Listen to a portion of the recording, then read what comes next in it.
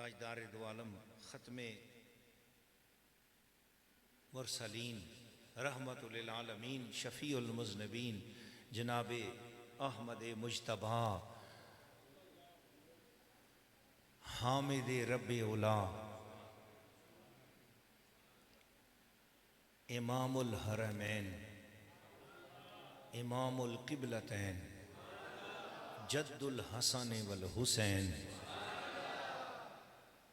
غریبوں کے والی یتیموں کے آقا محمد الرسول اللہ صلی اللہ علیہ وسلم کے سینہ اقدس سے ایسے بے شمار نورانی سلسلے، نورانی دھاگے، نورانی رشتے اور نورانی تار نکل رہے ہیں کہ کائنات میں ہر ولی اللہ کے سینے کے ساتھ ان میں سے کسی ایک تار کا تعلق جڑا ہوا ہے۔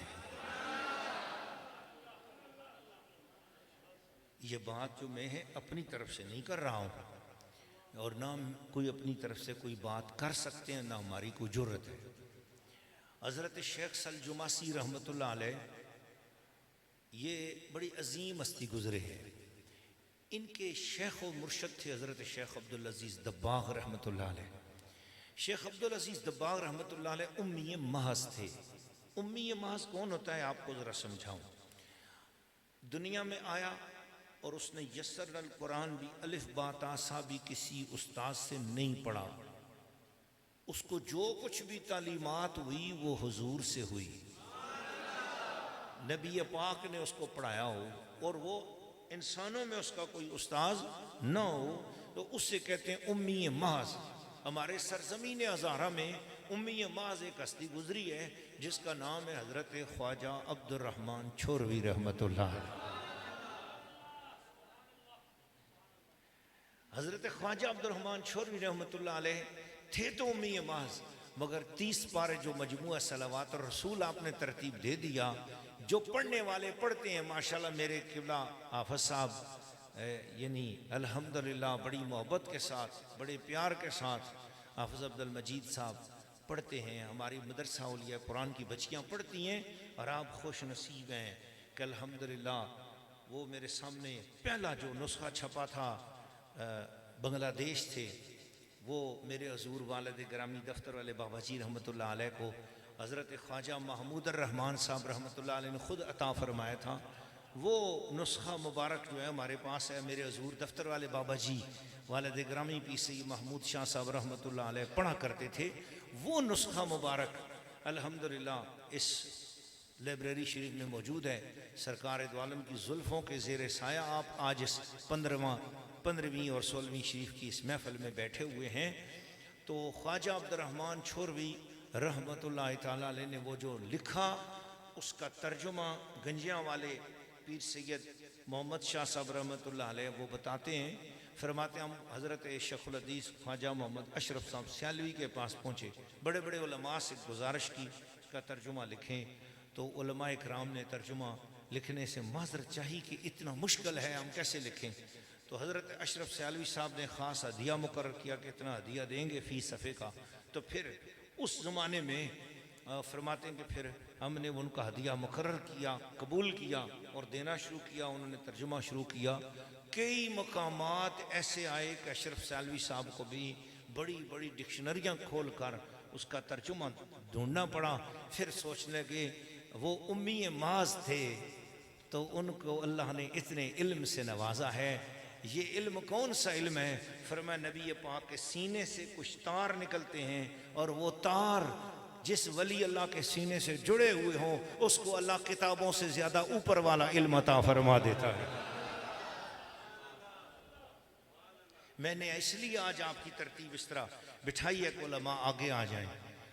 دین کے علماء کی عزت سے ہم ان پڑھ لوگوں کی طریقت کو بھی فیض مل جاتا ہے۔ علماء کی تعظیم کرنا، میرے حضور قبلہ والد گرامی رحمۃ اللہ علیہ علماء کرام کی بڑی تعظیم فرماتے تھے۔ اسی بنا پر آپ کو نہیں معلوم ہوتا کون ہمارے درمیان آ کے بیٹھ گیا۔ ہماری مجھے بھی اگر میں کسی عالم دین کو نہیں جانتا تو پھر اس کا فرض ہے کہ وہ مجھ پہ شفقت فرماتے، وہ خود آگے تشریف لائیں۔ تو میں نے ایک عرض کیا کہ شیخ عبدالعزیز دباغ رحمۃ اللہ علیہ، آپ کے حالات زندگی پر شیخ سلجماسی نے کتاب لکھی، اس کتاب کا نام ہے ابریز۔ اس کا اردو میں ترجمہ ڈاکٹر پیر محمد حسن صاحب رحمۃ اللہ علیہ نے کیا، جو گورنمنٹ کالج راولپنڈی کے پرنسپل تھے، وفات پا گئے۔ وہ ترجمہ شدہ کتاب حضور قبلہ دفتر والے بابا جی کے سراہنے کے ساتھ رہتی تھی، وہ رکھی ہوئی ہے میرے پاس الحمدللہ، ابریز۔ اس کے اندر حضرت خواجہ عبدالعزیز دباغ رحمۃ اللہ علیہ کا یہ واقعہ موجود ہے کہ آپ ایک مجلس میں ارشاد فرما رہے تھے کہ اس وقت دنیا میں جتنے لوگوں کا ایمان سلامت ہے، غور کرو ذرا، ایک بار بولو سبحان اللہ۔ اس وقت دنیا میں جتنے لوگوں کا ایمان سلامت ہے وہ بھی صرف اس وجہ سے ہے کہ گنبد خضرا سے نبی پاک علیہ الصلوۃ والسلام کے سینے سے ایک تار نکل رہا ہے۔ دنیا کے جس انسان کے دل کے ساتھ اس تار کا تعلق قائم ہے وہ بندہ کلمہ پڑھ رہا ہے، اگر حضور کا وہ تعلق نہ ہو تو کوئی کلمہ بھی نہیں پڑھ سکتا۔ یہ ابریز میں لکھا ہے۔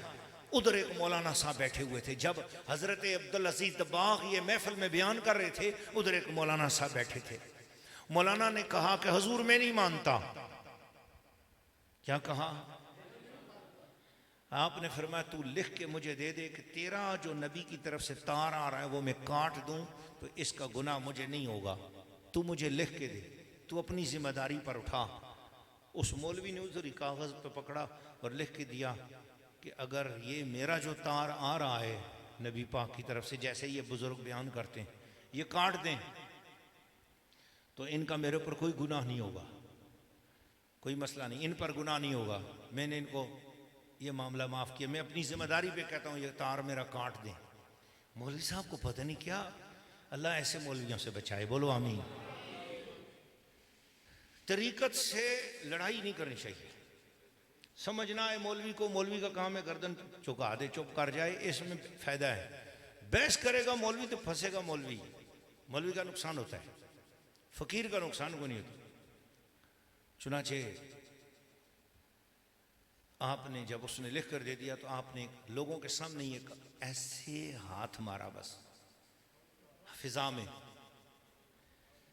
مولوی کا جیسے تار کٹا نا، اسی وقت مولوی کھڑا ہوا اور اس نے کہا اسلام کوئی چیز ہی نہیں ہے، اصل چیز تو عیسائیت ہے۔ یہ کہہ کر اس نے عیسائیت کا دین اختیار کر لیا، اسلام چھوڑ دیا، مرتد ہو گیا۔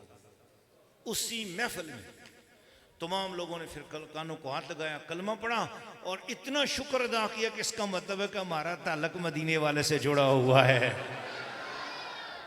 جو ہم اہل سنت و جماعت اذان سے پہلے درود شریف پڑھتے ہیں، درود شریف دعا سے پہلے پڑھتے ہیں، ذکر اذکار اس لیے پڑھتے ہیں کہ حضور یہ جو آپ پڑھنے والے ہیں یہ تو آپ کے صدقے ہمیں اذان ملی ہوئی ہے، یہ آپ کے صدقے نماز ملی ہوئی ہے، اس لیے ہمیں امام محمد رضا ہر وقت درود شریف پڑھنا سکھا گئے کہ یار یہ جو تم نیکیاں کر رہے ہو یہ اس تار کی برکت سے ہے جو تمہیں مدینے شریف سے جڑا ہوا ہے۔